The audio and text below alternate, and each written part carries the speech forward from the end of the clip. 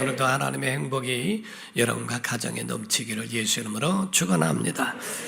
인간은 하나님이 창조하신 피조물입니다.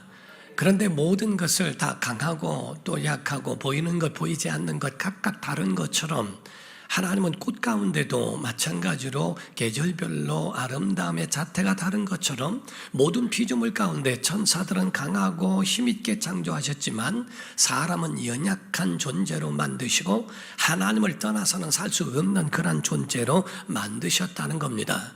그러므로 사람은 부족하고 연약해서 실수하며 살아간다는 겁니다. 그게 인생이라는 거예요. 그래서 사람들은 자기 자신의 연약함을 인정하고 하나님을 의지하면서 그 은혜로 살아가야 하건만 바로 죄된 인간, 교만한 인간은 하나님을 떠나 홀로 살아가려고 하는 어리석음을 범하게 된다는 겁니다. 오늘 본문 말씀에는 한 가정의 이야기를 말씀하고 있는데 이는 인간의 전형적인 사람의 모습 그리고 가정의 모습을 표현하고 있다는 사실입니다. 성경 가운데 이삭의 가정 그리고 또 그 아들들 에서와 야곱에 대한 이야기는 매우 중요하다는 겁니다. 왜냐하면 이 가정은 특별해요. 마치 호수가 있고 수도관이 있으면 그 파이프를 따라서 물이 움직이고 그 물이 흘러가는 것 같이 바로 이와 같처럼 하나님이 그 가문과 그 가정을 통하여 하나님의 아들 곧 이 세상의 메시아 구세주를 그 가문을 통하여 오게 하시기 때문에 그렇다는 겁니다. 그래서 장차 오실 메시아의 가문이기 때문에 그 가정은 가장 중요하다라고 볼 수 있죠. 그런데 가정들 가운데서도 이 가정이 특별한가 했더니 특별하지 않습니다. 다른 일반적인 가정과 다를 바가 없고 그 가운데 그 유형별로 사람들 보니까 우리와 다를 바가 없더라 하는 겁니다. 그 가운데 보면은 형 에서라고 하는 사람은 팥죽 한 그릇에 장자의 명물을 팔아버리고 그리고 그 동생 야곱은 아버지도 속이고 형도 그 아주 살짝 교묘한 방법으로 축복을 받아내기도 하고 어머니 리브가는 자기 남편을 속여가면서 둘째 아들에게 축복을 받아라고 이렇게 받도록 인도한 결과도 보게 됩니다. 그러면 이 사건 가운데서 우리가 의문이 동반되고 있는 것을 우리가 알 수 있다는 거지요. 과연 이 사건 가운데서 이것이 합당하냐 하는 겁니다. 물론 이삭이라고 하는 사람도 둘째 아들입니다. 그러나 둘째 아들이지만은 이스마엘이라고 하는 형은 첩이라고 하는 작은 여인에게서 낳던 여인이기 때문에 본부인의 아들인 이삭이요 또 하나님이 지명하셨기 때문에 그래서 당연하고 자연스럽게 복을 받는 것은 맞지만은 그러나 여기서 이삭이 낳은 그 리브가를 통하여 낳은 자녀들은 이 쌍둥이에다가 에서와 야곱이라고 하는 본부인에게서 난 것이기 때문에 굉장히 애매할 수 있는 부분이기도 하다라는 겁니다. 그런데 우리가 이 가운데에 과연 이 축복을 받는 것에 대하여 의문점이 있는데 첫 번째 의문점이라고 하는 것은 축복이 둘째 아들에게도 그렇게 갈 수 있는가 하는 겁니다. 장자 대신 둘째 아들이 그렇게 갈 수 있는가? 두 번째로 복을 과연 뺏을 수 있냐는 겁니다. 세 번째로 잃었던 복이라 할지라도 만약에 그게 정상이 아니라면 되돌릴 수 있을 거 아닌가? 근데 왜 에서에게는 다시 되돌리지 않고 이러한 일들이 일어나야 했을까 하는 겁니다. 그런데 성경에 우리가 알고 가야 할 것이 있어요. 특이한 것은 이삭은 에서를 선택했지만 하나님은 야곱을 선택했다는 것 사실입니다. 그러므로 에서에 대하여서는 이삭이 선택하는 그것이 아주 자연스러운 인간적인 부분이었을 뿐이지만 하나님은 영적 부분에 있어서 야곱을 먼저 택하셨다 하는 겁니다. 성도가 알아야 될 것은 이 모든 결론은 하나님이 미리 정하셨기도 하고 그 정하신 대로 하나님은 그 뜻대로 이루어 가시더라 하는 거지요. 사람이 가지고 있는 특심한 마음이 있어요. 야곱이 12아들이 있는데 그 가운데 마음 가운데는 요셉이라는 아들을 채색 옷을 지어 입히고 그 가운데에 그 요셉이라고 하는 그 아들에게는 특심한 마음으로 더 사랑을 베풀고 편애했던 일을 보게 됩니다. 어떤 사람들은 생각하기를 아니 왜 야곱이 요셉에게만 그렇게 해줬을까? 골고루 해야 되는 게 당연한 것이 아닌가? 라고 생각하죠. 그렇죠. 10명의 형들도 요셉에 대하여 시기와 질투가 있었어요. 그들의 얄팍한 마음 가운데는 요셉만 죽으면, 요셉만 없으면 그러면 그 복이 우리에게 임하지 않을까? 우리에게로 돌아오지 않을까? 라고 하는 인간적인 방법을 가지고 요셉을 죽이려고 하다가 애굽에 팔아버리죠. 그렇게 팔아버리고 했던 그 10명이 과연 그 복이, 과연 그 아버지의 사랑이 그것이 자기에게로 돌아왔는가? 그게 아니라 도리어 요셉을 잃은 그 아버지의 마음이 얼마나 슬퍼하고 평생을 아파하며 외로워하며 살았는지 10명의 자녀들에게 그 복이 가기는커녕 그 사랑이 가기는커녕 그것이 아버지만 더 슬프게 했더라고 하는 그 이야기를 남기게 됩니다.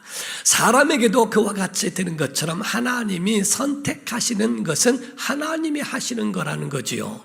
아론이 말을 잘하고 훌륭해도 하나님은 아론을 선택하신 것이 아니고 모세를 선택하셨다는 것과 8명의 그러한 자녀들이 이새의 자녀들이 있는데 그 가운데서도 7명의 형제보다 말째인 그러한 다윗을 선택하신 것은 하나님의 권한이었다라고 볼 수 있습니다. 사랑하는 성도 여러분, 야곱은 하나님이 선택하셨다고 성경에 되어 있습니다. 창세기 25장 21절에서 23절을 보게 되면 이삭이 그의 아내가 임신하지 못함으로 그를 위하여 여호와께 간구하며 여호와께서 그의 간구를 들으셨으므로 그의 아내 리브가가 임신하였더니 그 아들들이 그의 태 속에서 서로 싸우는지라 그가 이르되 이럴 경우에는 내가 어찌할꼬 하고 가서 여호와께 묻자온대 여쭤봤어요. 여호와께서 그에게 이르시되 하나님이 말씀하는 겁니다. 두 국민이 내 태중에 있구나. 두 민족이 내 복중에서부터 나누이리라. 이 족속이 저 족속보다 강하겠고 하시면서 마침내 큰 자가 어린 자를 섬기리라 하셨더라. 하나님은 이미 큰 자가 어린 자를 섬길 것이라고 이미 선택하셨고 이미 확정을 해 놓으셨더라 하는 겁니다. 결론적으로는 인간의 어떠한 그러한 실수와 몸부림과 인간적인 교묘한 방법을 사용한다 할지라도 하나님의 뜻은 이루어지더라 하는 겁니다. 우리 사랑하는 성도 여러분, 영성이 뭔지 아십니까? 영성이라고 하는 것은 하나님의 뜻을 아는 겁니다. 그리고 두 번째로는 그 뜻을 알았다면 순종하는 것까지가 영성이라고 보는 거지요. 그럼에도 불구하고 이삭은 이 모든 것들을 간과하고 실수를 범하게 된 것이 문제라고 하는 겁니다.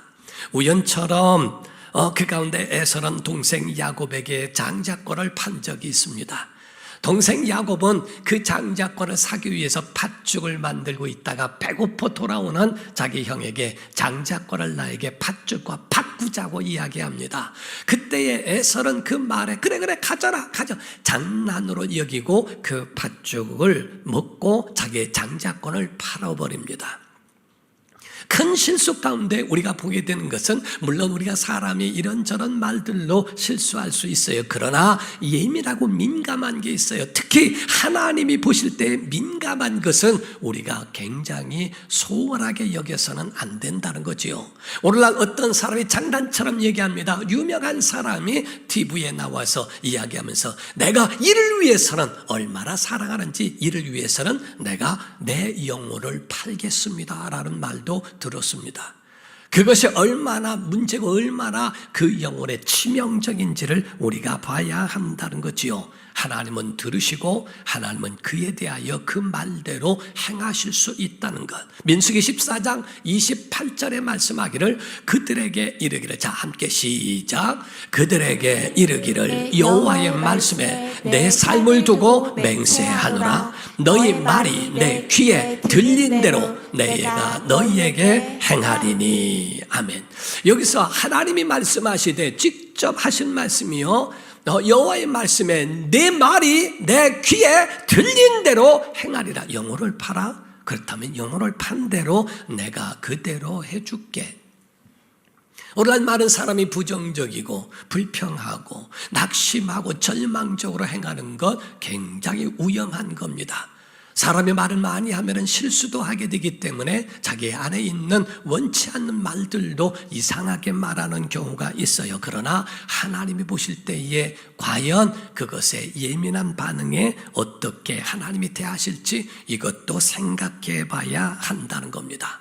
그런데 성경에 보게 되면 우리가 아셔야 되는 것은 이삭이 나이 많아 눈이 어둡다라는 말씀을 했어요. 눈이 어둡다는 말씀은 성경은 거의가 영적인 것까지 같이 맞물려 있다는 사실입니다. 눈이 어둡다는 말은 영성도 희미해졌다는 의미를 말해요. 어떤 사람이 예루살렘을 따라서 여리고로 내려가다가 라고 되어 있는데, 오늘날 영성이 내려가면 사람만 내려가는 것이 아니라 영성도 내려가고 있다는 겁니다. 그래서 성경에 눈이 어둡다라는 것은 영성조차도 희미해졌고 그 자체도 어두워진 영성을 같이 포함하고 있다는 거죠. 여기서 이삭이라는 사람이 에서를 첫 아들을 좋아한 이유가 뭔지 아십니까? 성경은 굉장히 재미나게 표현하고 있다는 거예요. 창세기 25장 28절을 보게 되면 이삭은 에서가 사냥한 고기를 좋아해서 그를 사랑했대요. 고기 때문에 자기 그 아들을 사랑하고 리브가는 야곱을 사랑하였더라라고 되어 있습니다. 그 가운데에 에서를 사랑한 이유가 그걸 먹고 행하는 그런 고기 때문이라고 성경은 말했어요. 여러분, 여기서 이삭이 실수를 범한 것 가운데 축복하는 시기도 문제가 됐고 축복하는 방식도 문제가 됐다는 걸 아십니까? 축복하는 시기, 거의가 축복을 마지막 축복은 임종 전에 하는 겁니다. 모든 것을 마치고 죽음 직전에 다 와라 해서 그들에게 축복을 해야 되는데 성경은 말씀을 합니다. 창세기 35장 28절 29절 이삭의 나이가 180세라. 이삭이 나이가 많고 늙어 기운이 다함에 죽어 자기 열조에게로 돌아가니 그의 아들 에서와 야곱이 그를 장사하였더라. 여기서 열조에게로 돌아갔다, 죽었다 하는 거죠. 제가 설교한 가운데에 이런 말씀을 해요. 육은 흙으로 돌아가고 혼은 열조에게로 돌아가고 영은 주신 하나님께로 돌아간다라는 말씀을 합니다. 상징적인 의미도 있죠. 실질적으로 육체는 흙으로 돌아갑니다. 그리고 영혼은 하나님께로 돌아갑니다. 그러나 구약에는 영혼에 대하여 자세히 설명이 없기 때문에 근본으로 돌아간다고 하는, 믿음의 조상 가운데 근본으로 돌아간다는 의미로 열조에게로 돌아간다고 표현을 합니다. 그래서 시적인 의미 가운데서 말하기를 육은 흙으로 돌아가고 혼은 열조에게로 간다. 실질적으로는 자기 부모에게로 가는 것보다는 하나님께로 돌아가는 게 맞죠. 그러나 그렇게 표현하고 있습니다. 어쨌든 여기서 이삭이 눈이 나이가 많아서 열조에게로 돌아갔다 죽음을 선언했을 때가 이 야곱을 축복했던 사건 40년 뒤였습니다. 그렇다면 그 당시에 아직까지도 4년도 아니고 약 40년 뒤에 거기서 기운이 지나고 세상을 떠나 운명하게 되는데 그 축복의 시기가 문제가 됐고요. 두 번째로는 방식이라는 겁니다. 그 방식 자체가 자네들아 다 모여라, 내가 너를 축복하리라, 함께 모여서 있으면 좋겠다라고 해서 아주 축복의 그 행사가 거대하고 굉장히 가족끼리에서는 그 행사가 거창하고 엄중해야 한다는데 이삭은 그러한 축복의 이 일을 에서한테 잠깐 오라고 해서 그에게 고기 먹고 그 다음에 거기에 은밀하게 진행하려고 하는 데에 문제가 있습니다. 고기만 얄팍하게 먹고 그리고 난 다음에 그때의 에서에게 아주 세상말로 작은 꼼수와 같이 그런 거를 써서 하려고 하는 그러한 모습이 세상적이고 인간적이고 세속적이라고 하는 그 부분을 보여주고 있는 거지요. 이삭의 큰 실수가 있는 것은 하나님께 물었느냐는 겁니다. 처음에는 하나님께는 물었는데 축복하는 이 거대한 것을 놓고 그거를 정말 하나님께 묻고 했는가? 진짜의 실수는 하나님께 묻지 않은 것이라고 말씀하고 있는 거예요. 그런데 리브가가 등장을 합니다. 모든 일에 사람의 뜻대로 가는 가운데에 그 가운데 하나님의 뜻으로 돌이키는 아주 결정적인 사람들이 각각 요소에 있는데 리브가가 나타납니다. 성경은 리브가 편에 들어줬고 그 손을 들어주셨어요. 이삭은 눈이 어두웠지만 리브가는 귀가 밝았습니다. 그래서 이삭이 그 축복을 한다는 이야기에 대한 내용을 그가 듣게 되는 거죠. 이삭은 고기를 탐했지만 리브가라고 하는 사람은 축복의 가치가 무엇인 줄을 알았던 영적인 여인이었다라고 말씀합니다. 창세기 27장 6절에서 7절을 봅니다. 리브가가 그의 아들 야곱에게 말하여 이르되 내 아버지가 내 형 에서에게 말씀하시는 것을 내가 들으니 이르시기를 나를 위하여 사냥하여 가져다가 별미를 만들어 내가 먹게 하여 죽기 전에 누구? 크게 하세요. 누구 앞에? 여호와 앞에서 내게 축복하게 하라 하셨으니 이렇게 말씀을 합니다. 그런데 여러분에게 말씀을 드립니다. 그런데 이삭이 에서를 불러다가 축복한다고 하는 9절에는 여호와 앞에서란 말이 없습니다.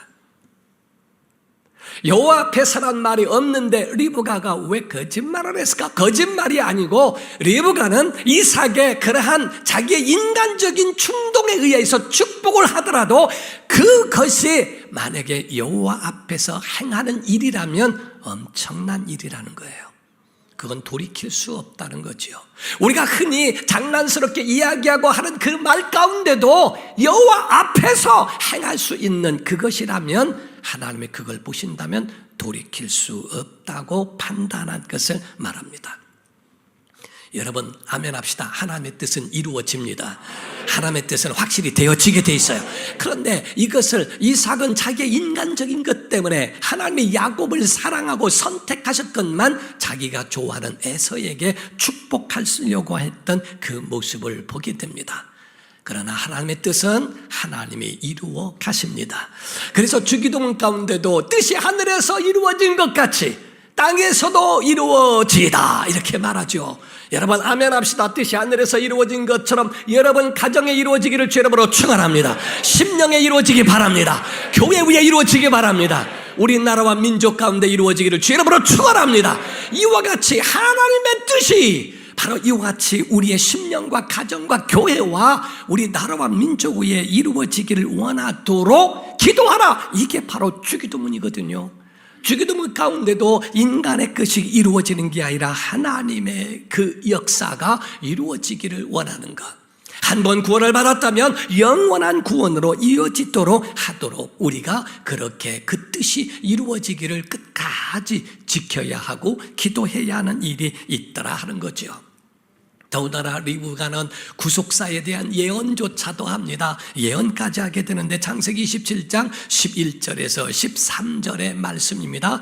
야곱이 그 어머니 리브가에게 이르되 내 형 에서는 털이 많은 사람이요 나는 매끈매끈한 사람인즉 아버지께서 나를 만지실 텐데 내가 아버지의 눈에 속이는 자로 보일지라 복은 고사하고 저주를 받을까 합니다. 그때 13절에 이렇게 말하죠. 어머니가 그에게 이르되 내 아들아 너의 저주는 내게로 돌리리니 내 말만 따르고 가서 가져와라 하고 말합니다. 어디서 들어본 얘기 같지 않습니까? 이 가운데에 모든 부모의 마음이 자녀들이 복을 받을 수 있다면 자녀들이 잘 될 수만 있다면 모든 부모 야 모든 저주는 내가 받을 테니까 너는 이대로 해 복 받아 잘 될 거야 하고 그들에게 축복하지 않겠어요? 예수님께서 모든 인류의 모든 죄와 그런 모든 허물을 예수님의 한 몸에 담으시고 내가 다 담을 테니 너희는 복을 얻으라 구원을 얻으라라고 하시지 않겠어요? 성경 모세도 그런 말을 했습니다. 이스라엘 백성이 금신상을 놓고 우상을 만들고 있을 그때 너무 기가 막혀 하나님 앞에서 그러한 기도를 하게 되죠. 출애굽기 32장 31절에서 33절입니다. 모세가 여호와께로 다시 나아가 여짜오되 슬프도소이다. 이 백성이 자기들을 위하여 금신을 만들어 싸우니 큰 죄를 범하였나이다. 그러나 이제 그들의 죄를 사하시옵소서. 그렇지 아니하시오면 만약에 못하시겠다면 원하건대 주께서 기록하신 생명책에서 내 이름이라도 같이 지워버려 주소서라고 말합니다. 여호와께서 모세에게 말씀하시기를 누구든지 내게 범죄하면 내가 내 책에서 그를 지워 버릴지언정 너와는 상관이 없다 하는 말씀으로 대답을 하신 말씀이 나옵니다. 리브가의 마음 가운데 염려하지 마. 내 저주를 내가 받을 테니까 괜찮아. 가져와 하고 별미를 만들어 가져오게 하는 그 일을 행하죠. 어떤 사람은 그럽니다. 아니 그럴 거 없이 리브가가 들어가서 이삭한테 아니 지금 뭐 하는 겁니까? 영적인 가치를 이렇게 하시면 안 되죠. 시기도 다르고 방식도 다릅니다. 이렇게 하면 안 됩니다. 모두 있는 자리에서 거행해야 되는 그런 행사가 아닙니까? 말을 하면 되지 않겠나? 그런데 지금 문화와 그때 문화가 달라요. 여인이 들어가서 남편의 족장인 여인에게 가서 그를 설득하고 할 만한 그러한 문화는 아니었다라고 이야기합니다. 야곱도 얼마나 아슬아슬한지 그 가운데 아버지한테 딱 들어갔더니 아버지가 이야기합니다. 아니 별미를 벌써 갖고 왔냐? 얼마나 뜨끔했겠어요. 근데 그 말을 듣고 이야기합니다. 예, 하나님께서 빨리 만나게 해주셔서 사냥을 빨리 갖고 왔습니다. 그래, 이리 와봐라. 내가 한번 그 손을 좀 만져보자. 들의 사람이기 때문에 털의 사람이고 야곱은 매끈매끈한 집사람이야. 그러니까 와서 만져보자 하고 만져보고 그 가운데 하는데 참 신기한 거는 분별하지 못하더라는 거예요. 창세기 27장 21절에서 23절입니다. 이삭이 야곱에게 이르되 내 아들아 가까이 오라. 네가 과연 내 아들 에서인지를 아닌지 내가 너를 만져보려 하노라. 야곱이 그 아버지 이삭에게 가까이 가니 이삭이 만지며 이르되 음성은 야곱의 음성이나 손은 에서의 손으로다 하며 그의 손이 형 에서의 손과 같이 털이 있으므로 분별하지 못하고 축복하였더라. 아니 얼마나 나이가 들었고 눈도 어둡고 그런 것이 했다면 어떻게 큰아들 작은 아들까지도 분별 못할까라고 우리가 이렇게 생각할 수도 있을 거예요. 그런데 여러분과 제가 여기서 아셔야 될 것이 하나 있습니다. 이삭이 분별 못한 것이 아니고 하나님이 이삭이 분별 못하게 하신 겁니다. 이삭이 야곱과 에서를 분별할 수 있어서 한다면은 너 야곱 지금 뭐 하는 거냐? 에서 불러와 하고 에서에게 축복할 수도 있다는 거지요. 그 복이 그쪽으로 흘러가지 않도록 하나님이 분별 못하도록 막으실 수도 있다는 겁니다. 목소리는 야곱인데 손은 에서로다. 이렇게 이상하게 아니 만져보니까 참 그러네 라고 생각할 수 있죠. 우리 본문의 이 사건의 메시지를 우리가 들어야 됩니다. 어떤 사람이 말하기를 그 가운데 축복을 그러면 쟁취해서 얻으면 되겠는가? 불법을 써서라도 수단과 방법을 다 동원해서라도 축복을 사모해라 이 말씀인가? 아니라는 겁니다. 야곱의 행위를 아주 낱낱이 거기에 기록한 것은 야곱의 행위대로 하라는 말이 아니고 이렇게 부족하고 이렇게 한 그 상황 가운데도 이삭의 실수와 이삭의 그런 잘못된 인간적인 방법 가운데도 하나님은 하나님의 뜻을 이루어 가신다는 것과 부족하고 연약하지만 하나님이 세우신 야곱으로 돌이키시는 하나님의 일을 보여주신 것뿐만 아니라 야곱의 그 받은 축복은 결론은 하나님의 은혜였더라 하는 겁니다.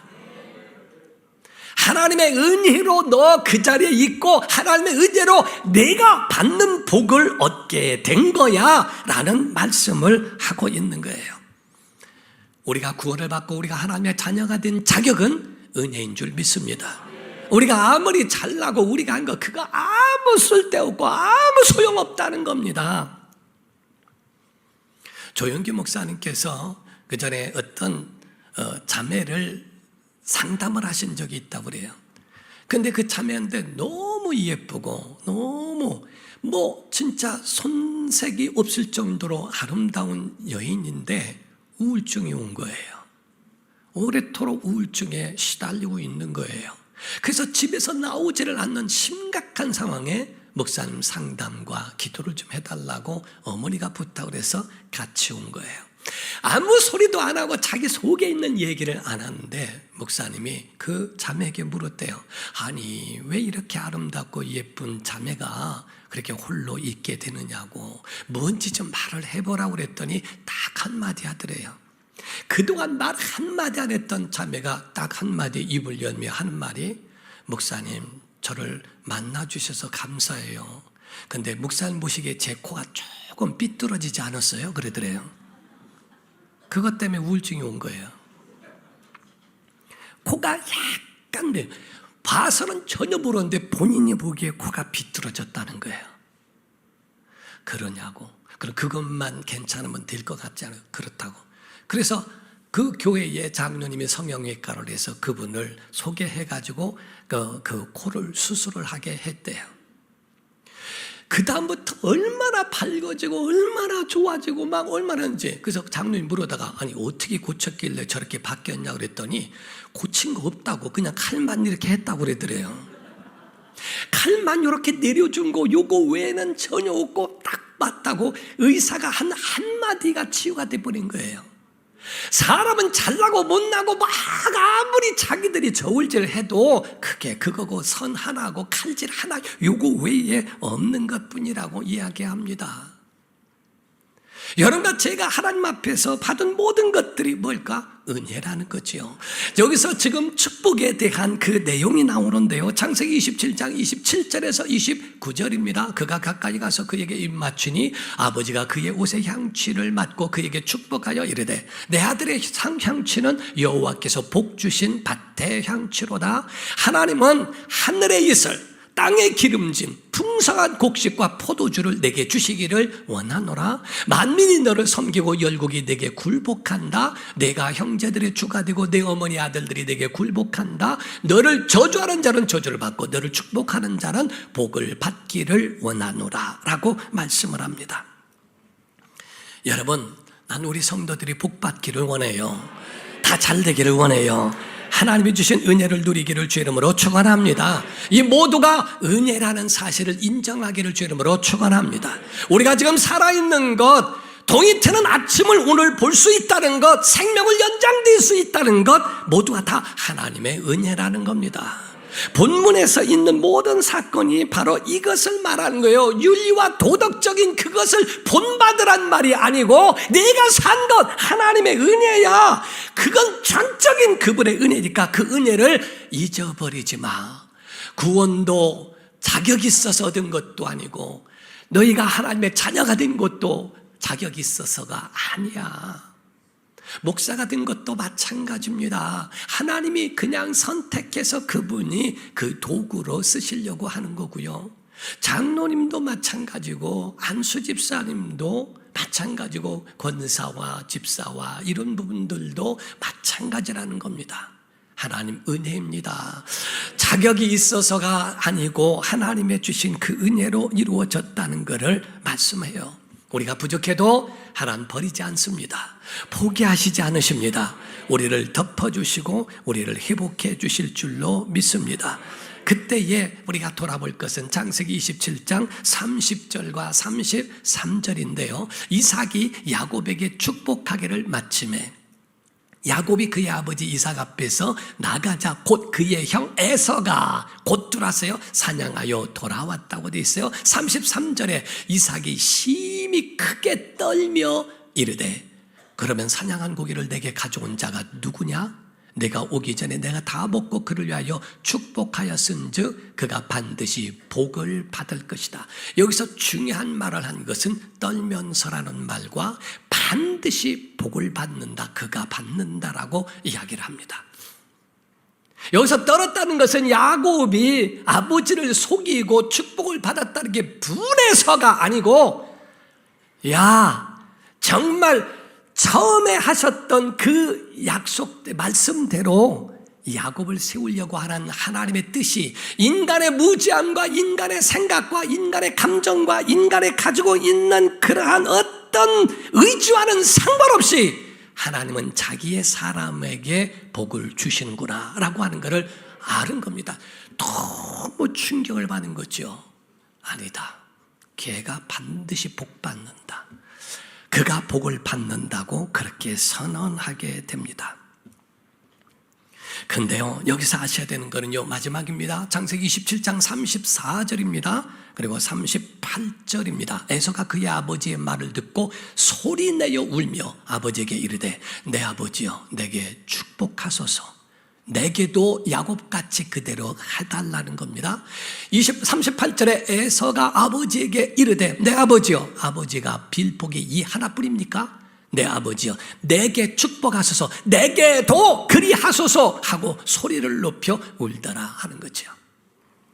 내게도 야곱에게 한 말처럼 똑같이 해주면 되지 않습니까? 야, 뭐 무슨 복이 그거 하나입니까? 다 여러분 아셔야 되는 거는 보편적인 복이 있고요, 특정적인 복이 있어요. 여기서 지금 말하고 있는 야곱의 받은 복은 이건 특정적인 겁니다. 이건 돌이킬 수 없는 거예요. 형통의 복은 너도 잘 되고 너도 잘 되고 할 수 있을지 모르지만 복의 가문을 만들어가는 복의 근원은 하나밖에 없다는 겁니다. 하나님은 한 분이시요, 믿음도 하나요, 주도 한 분이시니 구원도 하나인 줄 믿습니다. 이와 같이 하나인 이 복을, 이거를 돌이킬 수 없다, 그거를 취소할 수 없다, 그가 받는다. 아니, 형통하고 우리가 보면은, 아이, 첫째도 너도 먹고 물러가고 너도 먹고 물러가라, 다 복 받아라, 복 받아라, 그래 너도 복 받아라. 보편적인 복을 말하는 게 아니라는 겁니다. 아니, 복이 하나입니까? 다 그렇게 우리도 복 주시면 되지 않습니까? 라고 얘기하는데, 여러분 아셔야 됩니다. 여기서 말한 복의 원인 근본은 하나를 말하는 거예요. 그러므로 복을 소리 여긴 자들에 대하여서는, 말로 소리 여긴 자는 기회도 없고 실제로도 놓치게 된다는 것을 가르쳐 말씀합니다. 구원을 소홀히 여기지 말고 은혜를 소홀히 여기지 말라. 그리하지 않으면 다 사라져 버린다는 겁니다. 마지막 마무리입니다. 사랑하는 성도 여러분, 그럼 에서는 버림받고 버리고 말까? 살 수 있는 방법이 하나 있어요. 복에 사람이 못 되거들랑, 여러분 재벌 밑에는 재벌이 나올 수 있고 그의 혜택을 받습니다. 복의 근원이 여러분이 되면 그 복의 그 원인으로 여러분의 가정이 사는 줄 믿습니다. 그런데 만약에 여러분이 복의 근원이 안 되고 아버지의 은혜로 받으신 아버지의 복의 은혜로 자녀가 산다면 그 그늘 아래 있기 때문에 사는 거예요. 그래서 큰 자가 작은 자를 섬기리라, 곧 야곱의 그늘 아래 들어갈 때, 복의 근원의 아래 그늘에 들어갈 때 사는 겁니다. 여러분, 그래서 구약에 선지자를 주셨고 제사장을 주셨고 신약에는 교회를 주셨고, 아멘 해보세요. 목회자도 주셨고요, 복의 사람을 주셨어요. 복을 빌면 그 그늘 아래서 복을 누리게 되어 있어요. 선지자가 복을 빌면 그 복이 그 백성과 자녀들에게 임하게 된 줄 믿습니다. 그런 역사가 여러분 가정과 그 모든 삶 속에 자녀들에게 이루어지고 나타나기를 예수 이름으로 축원합니다. 그런 역사가 모든 건 내려놓고 빈 그물이라도 주님께 나오십시오. 하나님이 여러분에게 큰 은혜로 베풀어 주실 줄 믿습니다. 모두가 은혜인 걸 깨닫고 오늘도 은혜로 살아가기를 예수 이름으로 축원합니다. 기도하겠습니다. 이 시간에 다 같이 통성으로 기도할 때, 하나님 우리 안에 복의 근원이 되게 하시고 복을 소홀히 여기지 아니하도록 복을 사모하게 하소서, 복을 구하게 하소서. 하나님이 주신 그 복을 누리게 도와 주시옵소서 하고 다 같이 간절한 마음으로 통성으로 기도합니다.